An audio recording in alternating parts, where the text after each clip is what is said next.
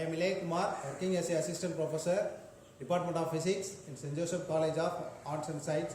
So in this video, I am going to explain the topic of the vector atom model.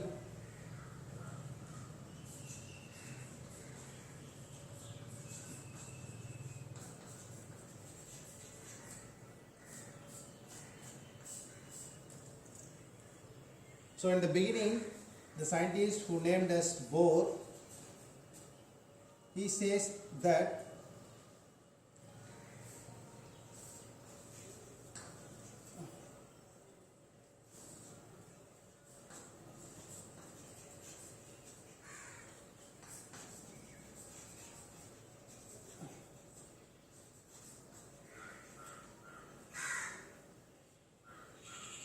he easily explained the concept of a series of spectra for the simplest hydrogen atom,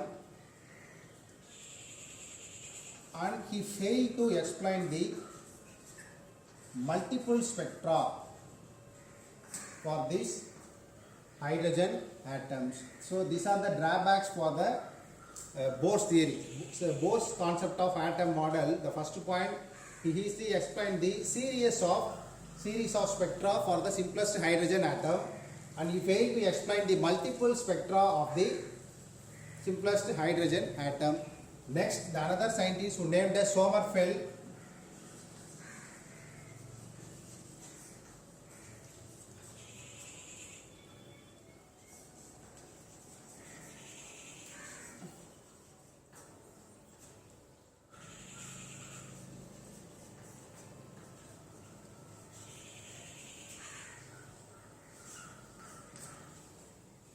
so he could easily explain the fine structure of the spectral lines, and he failed to explain the correct numbers of the fine structures lines. He failed to explain the correct numbers of the fine structure line.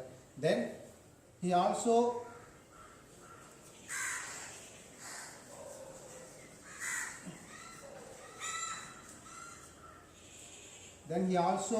fails to explain the concept of complex spectra, then intensity of spectral lines.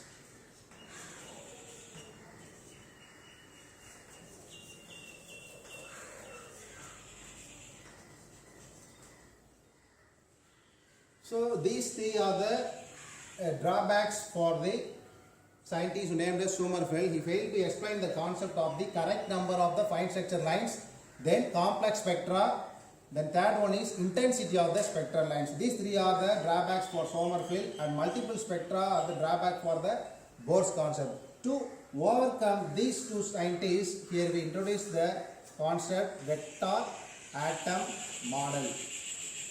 So vector atom model. So in this vector atom model, you can easily explain the concept of the complex spectra.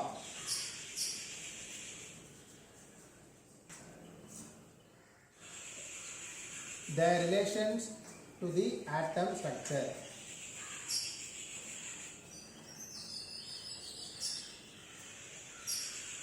So with the introduction, we move to the vector atom model. So by using this vector atom model, we can easily explain the concept of complex spectra and their relations to their atomic structure. So another two drawbacks for this Volta's theory. These two theories are called as Volta theories. These two scientists also failed to explain the concept of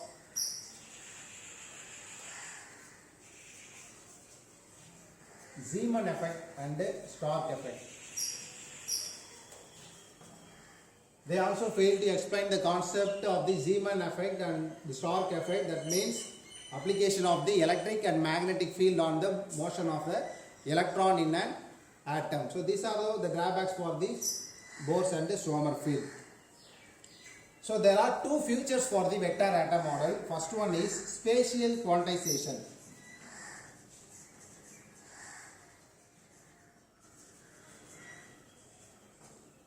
Then second one is spinning electron theory or hypothesis, spinning electron concept.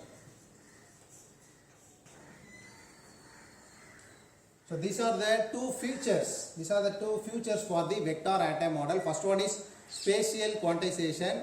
The second one is spinning electron concept. So first we move to the spatial quantization.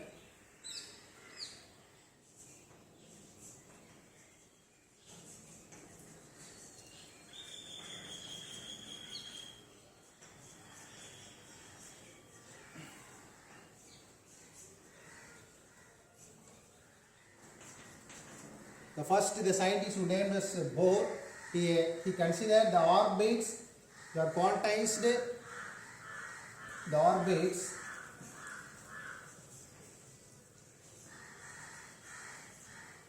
quantized regarded as magnitude. The orbits should be quantized regarding magnitude. So according to quantum theory, the orbits are quantized in direction or orientation.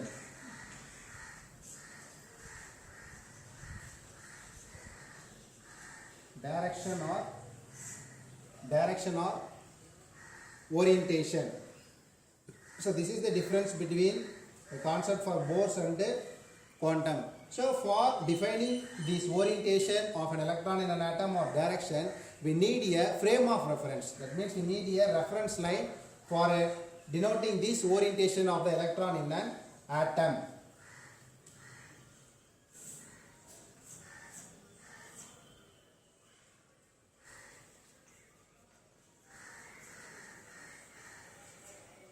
So we need a reference axis for defining this direction or orientation, which based on along the direction of the applied magnetic field. We get those, or we fix the reference axis along the direction of the magnetic field.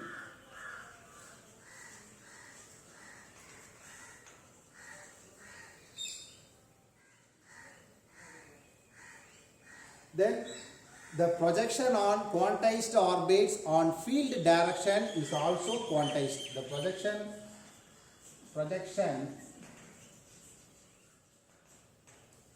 on quantized orbit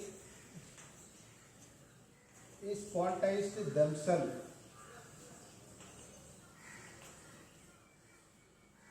So these are the few points about this spatial quantization.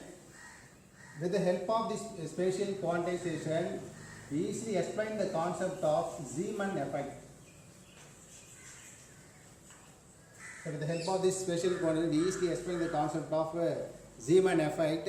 Then there is the experiment named as Stern and Gerlach experiment, which is the excellent proof for the concept of spatial quantization.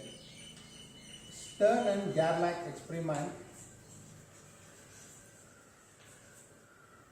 Stern and Gerlach experiment, which is the excellent proof for the concept of spatial quantization. So these are the few points about the spatial quantization. First, according to Bohr, he says the orbits quantized as regard as only magnitude. Magnitude means some values, its size and form. Then according to quantum, he says the orbits is quantized in direction or orientation. So according to quantum, we move to direct the orientation. We need a axis named as a reference axis, which is placed along the direction of the magnetic field. Then the projection on the quantized field, it must be quantized. Then next point, with the help of the spatial quantization, we have to explain about the Zeeman effect. Then there is the experiment named as Stern and Gerlach experiment. This will teach it is the excellent proof for the concept of spatial quantization. Next we move to the again futures, spinning electron concept.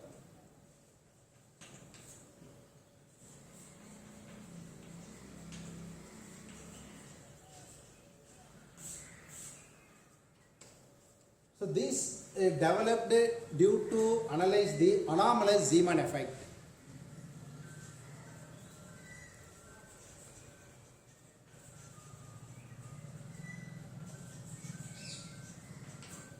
And the fine structure of the lines. The spinning electron concept was introduced to analyze the anomalous Zeeman effect and the fine structure of lines. So due to this only, here we introduce the concept spinning electron. So here we name this quantized vectors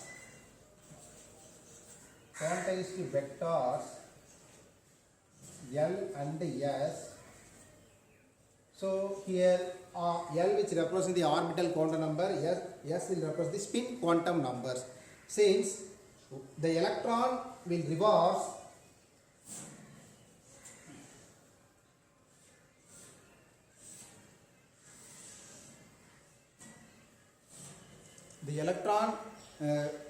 will revolve around its own axis and also it moves around the nucleus. So it possesses orbital momentum as well as spin quantum number. So it possesses here two types of momentum. So for the total angular momentum, here we include the orbital angular momentum and the spin angular momentum. So this is the conclusion for the spinning electron hypothesis. So here we introduce the spinning electron hypothesis. So based on the anomalous Zeeman effect. For the explaining the concept of anomalous Zeeman effect, here we include the spinning, and also with the help of spinning electron, here we easily explain the fine structure of the lines. Then we know that is the electron will revolves around its own axis and also it revolves around a nucleus. So it possesses two forms of angular momentum, the S and the L, spin angular momentum, that is the orbital angular momentum. So in this older theories, we include only the electron will possess only the orbital angular momentum. But later onwards, with the conclusion of this spatial quantization, here we included two forms of angular momentum, that is L and S. So this is the conclusion for the spinning electron theories. So in vector atom model, we discussed the two futures, spatial quantization and spinning electron concept. Thank you.